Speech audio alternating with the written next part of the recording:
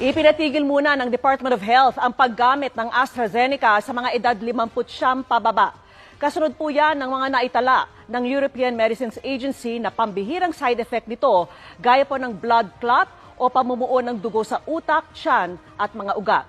May parating pa namang 17 million doses ng AstraZeneca na binili ng pribadong sektor at mga lokal na pamahalaan. Nakatutok si Cedric Castillo. Pansamantala munang ititigil ang paggamit ng bakuna ng AstraZeneca para sa mga 59 years old pababa.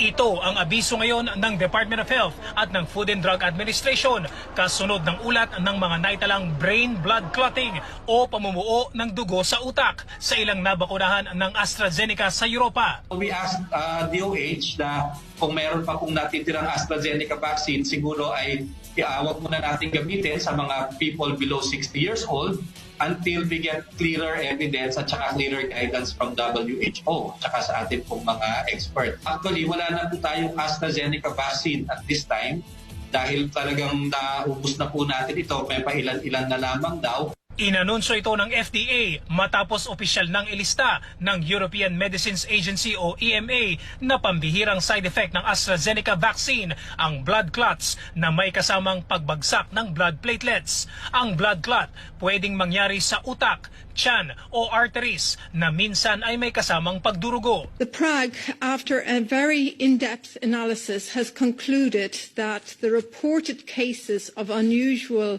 blood clotting following vaccination with the AstraZeneca vaccine should be listed as possible side effects of the vaccine. Iginiit ng EMA na pambihirang side effect ito sa kabuuang 34 million katao na nabakunahan sa Europa sa ngayon. Nasa mahigit 160 ang nakaranas ng blood clot sa utak at mahigit 50 ang nagka-blood clot sa tiyan. Sa bilang na ito, may 18 namatay.